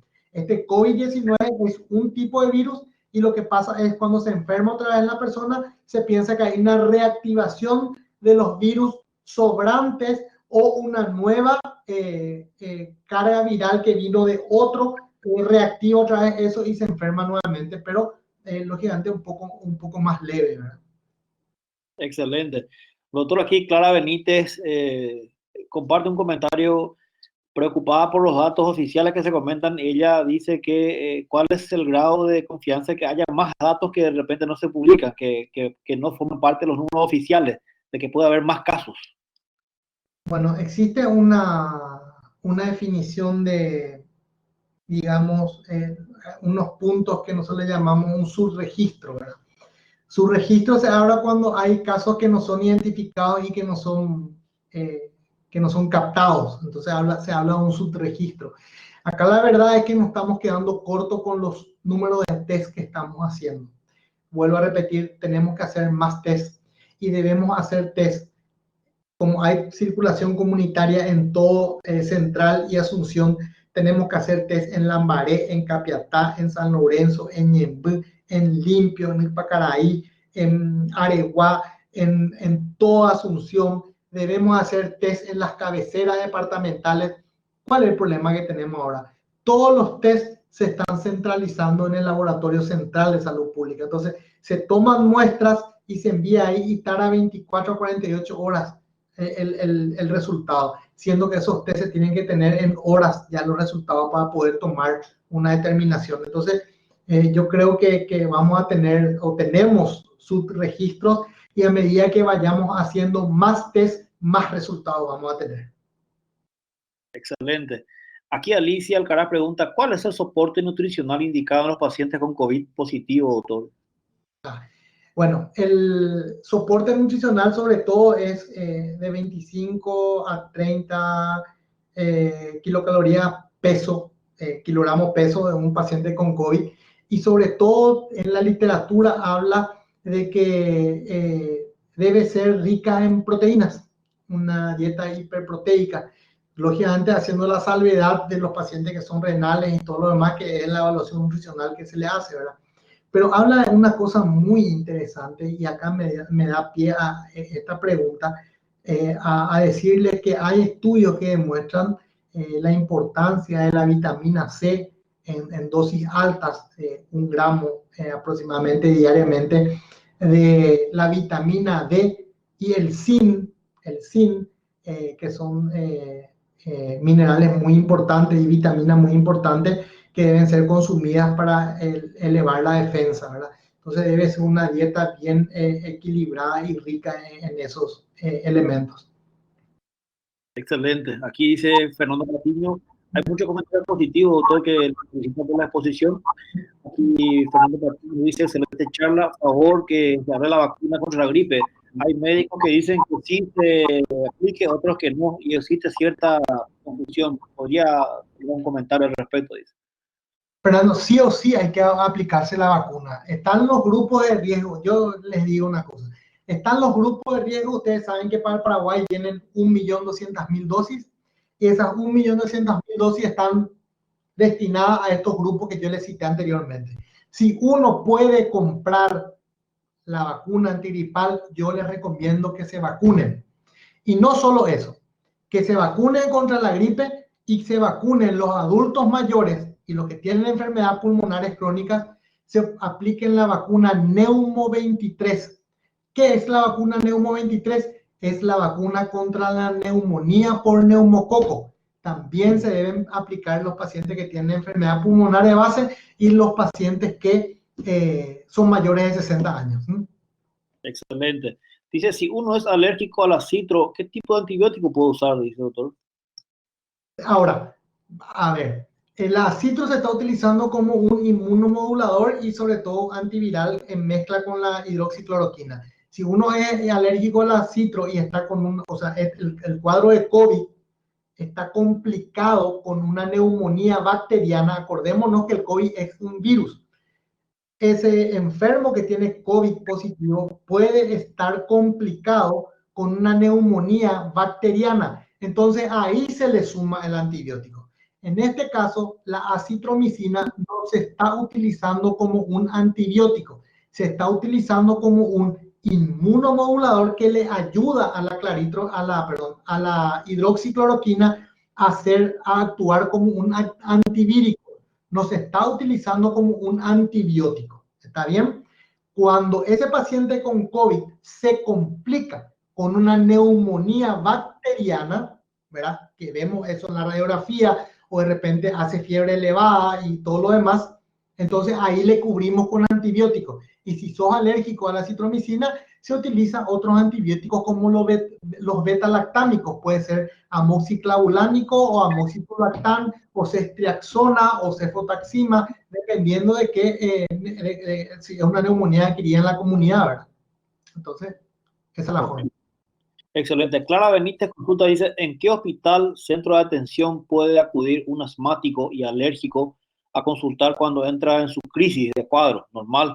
Ya que IPS se encuentra cerrada para consultas actualmente, solo se atiende a casos de COVID. Eso, por ejemplo, está mal. Eso yo no entiendo por qué está ocurriendo. Creo que se está encarando mal esta situación. Y me da pie a decirles una cosa y hacer un análisis entre todos nosotros. Se está tomando como si fuera que la única enfermedad que hay en el Paraguay es el COVID. Eso es negativo. Está mal visto, o sea, está mal actuado. ¿Por qué? Porque yo estoy viendo, y no solamente yo, los colegas que están acá pueden decir, están acudiendo al hospital pacientes descompensados en su patología de base que llegan tarde porque tienen miedo a ir al hospital, o simplemente se va al hospital y le dicen, señora, si usted no tiene cuadro respiratorio, no venga. Eso está mal. Por eso los servicios de salud deben organizarse, y quiero que atiendan bien esto. Los médicos que están acá, las enfermeras, y se vayan y le digan, o la nutricionista o algún personal de salud que está acá, se vayan y les digan a sus directores que preparen sus servicios en dos situaciones. En una situación de enfermedades respiratorias tipo COVID y en otro donde atiendan las urgencias convencionales que van a llegar. Y más todavía ahora, en donde el estrés mental y sobre todo la salud mental están muy en juego. Porque imagínense una cosa. Yo he visto y he presenciado, porque también hago consultas en IPS, pacientes han ido y le han rebotado, me siento mal, pero usted tiene dificultad respiratoria. No, no, entonces vaya a su casa. Si le tiene muy mal, no me venga. Y ese paciente está viniendo por otra cosa al hospital. Parece que estamos manejando mal la cosa. Entonces, vamos a tener muchos pacientes descompensados que no necesariamente son COVID. Estoy hablando de las personas que tienen enfermedades de base como hipertensión, diabetes, que son generalmente adultos mayores, o el caso que dijo la señora, asmáticos que tienen miedo de ir al hospital, o sencillamente en el hospital le dicen, no te vamos a atender porque estamos atendiendo COVID. Entonces van otra vez a su casa y con el transcurrir de las horas se descompensan y llegan en peores condiciones al hospital. Entonces, esa es una cosa que nosotros tenemos que ver y tenemos que solucionar, porque imagínate que ahora los adultos mayores están encerrados, están con un terror enorme porque son los grupos, todo el tiempo sale, los que se van a morir son los abuelos, los que se van a morir son los que tienen presión alta. Entonces eso genera un estrés, y al generar un estrés, eso automáticamente hace que las hormonas del estrés descompensen las enfermedades de base y tengamos muertos no por COVID, sino que tengamos infartos, accidentes cerebrovasculares. Tenemos demostrado científicamente que pacientes con asma, de acuerdo al, digamos, a la situación de estrés, pueden desencadenar también crisis de asma. Entonces, estamos manejando un poquitito mal lo que es la salud. Yo le digo a esta persona que si es asmática y tiene que vaya al INERAM, ahí sí está diferenciado. Ahí uno puede ir, si es respiratoria, hay una zona donde se llama triage, donde se llega al paciente y le dice, yo soy asmático y tengo mi crisis, entonces usted vaya allá y se va a una zona donde es específica para eso, o una zona que no es respiratoria. Entonces eso deberían hacer todos los hospitales y los centros de salud, no rechazar pacientes. Excelente. A ver, la consulta que dice: mi bebé recién cumple 6 meses de mayo. ¿Debo vacunarle contra la influenza igualmente, doctor? ¿Cuántos meses tiene? 6 meses cumple de mayo, dice su bebé. Sí, entra dentro del esquema de vacunación. Excelente. Quiero agradecer, doctor, a todas las personas que están dejando un comentario muy positivo, muy favorable por la situación. Les agradezco su tiempo, doctor. No estoy nada más leyendo por la cuestión que le damos lugar a las preguntas técnicas, pero sí, gracias a las personas que están aportando comentarios muy positivos acerca de la exposición del doctor. Aquí en la consulta dice: en Paraguay, el Paraguay corre el riesgo de sufrir bajas masivas de médicos y enfermeros. ¿Qué se haría en ese caso? Dice. Y bueno, es una pregunta que en realidad, ojalá que no, ¿verdad? Pero ustedes saben que los principales que caen primero son el personal sanitario. En España, justamente ayer estaba asistiendo a una videoconferencia de la Sociedad Española de Cirugía Torácica y Neumología, en donde el presidente estaba informando de que hay 20.000 profesionales de blanco en España que están infectados por el virus del COVID-19. Y se debe a múltiples circunstancias. Ellos tienen un ritmo totalmente distinto. Ustedes están viendo cómo están colapsando los hospitales. Nosotros aún no tenemos eso y ojalá no lo tengamos. Pero aquí es de principal importancia los equipos de protección individual, los famosos EPI. Los equipos que deben suministrarnos del ministerio deben ser los correctos, y no solamente eso, sino que el personal de blanco debe estar capacitado para la correcta utilización de los mismos, y eso sería interesante, Julio e Ivonne, hacer una conferencia después exclusiva para los profesionales de blanco de cómo utilizar correctamente los EPI o los equipos de protección individual y cómo vestirse y desvestirse en forma correcta, porque es la forma que vamos a evitar que nosotros los profesionales de salud nos infectemos. Excelente, gracias por el dato, doctor. Lo vamos a considerar totalmente. Me parece estratégico. Doctor, aquí una consulta dice: una persona con COVID, dice Laura Bael, ¿una persona con COVID puede seguir dando de mamar? Sí, sí puede seguir dando de mamar. Tiene que ir, o sea, tiene que proteger al bebé. Yo voy a ser práctico, porque acá estamos para ser prácticos. Lo primero que tiene que hacer la madre, si el bebé está amamantando, puede hacer dos cosas. Uno, lavarse las manos, utilizar tapabocas, extraerse su leche materna y que otra persona le suministre la leche materna a su hijo, ¿sí? En un biberón, ¿sí? Entonces, una forma de lactancia también. La otra es, también puede darle de mamar con más riesgo, lógicamente, es colocándose un tapaboca, lavándose las manos, tratar de no toser sobre la criatura, utilizando siempre la flexura del codo para toser, y tratar de mantener siempre la distancia y mirar otro lado y no hablar y utilizar el tapaboca para que no le gotee ahí el tema. Lo más sano es lavarse las manos, higienizarse el pecho, ¿sí? Con soluciones puede ser alcohol, con el limpiarse bien, lavarse las manos, extraer la leche y que otra persona le dé. No se transmite por la leche. Y es muy importante que el bebé siga tomando la lactancia materna por el tema de las defensas, justamente. Excelente. Vamos llegando al final de las consultas. Aquí Tiana Morel consulta: doctor, ¿las Neumo 23 se deben aplicar cada año? No. La Neumo 23 tiene una duración de 5 años, ¿sí? una vez que te pones, en 5 años te volvés a repetir la dosis. Excelente. Aquí una consulta, es la última, doctor. La noche dice Rosa Zunilda, ¿pueden los humanos contraer el virus de la COVID-19 por contacto con un animal? Inicialmente se vio que en el mercado de Wuhan la transmisión fue de animal a humano. Ahí ocurrió una mutación y fue la única evidencia científica de que fue transmitido de un animal al ser humano, y a partir del ser humano se empezó el contagio interhumano, ¿verdad? Lógico, de un animal, en este caso los que tienen este virus, que son los murciélagos y algunos marsupiales que están en China, son los que tienen esto y se puede transmitir. Ahora, si me preguntan acá, ¿mi perro puede tener COVID o algo por el estilo? En realidad hay elementos que dicen que un perro puede contagiarse del COVID. Ahora, que él transmita o no, ya es otra cosa. Creo que hay un estudio donde muestra que un animal de un paciente con COVID, un perro, salió positivo también para el COVID. Ahora, que ese animal haya transmitido no se vio. Excelente.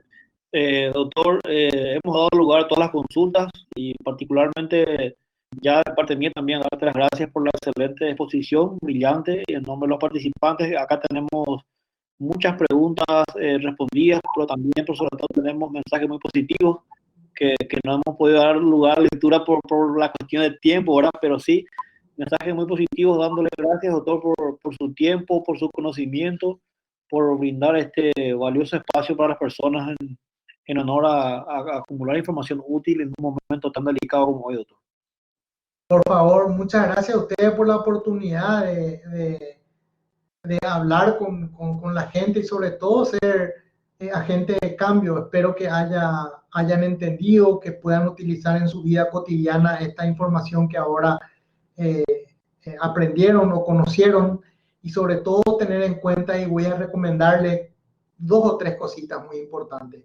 Lo primero, no se olviden de lavarse las manos frecuentemente, no se toquen la cara, utilicen los barbijos cuando van a salir a lugares públicos de aglomeración, y sobre todas las cosas, traten de cumplir con la cuarentena. Los que tienen que salir a trabajar por su economía van a tener que salir, y cuídense mucho, cuiden a sus familias.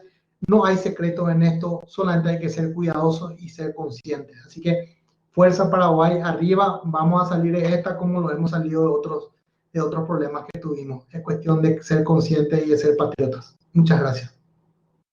Gracias a todos, gracias, doctor, muy buenas noches, un abrazo gigante para todos, saludos a sus casas, en sus hogares directamente. Gracias nuevamente, doctor, por el tiempo compartido con nosotros. Muchísimas gracias y buenas noches a todos. Buenas noches.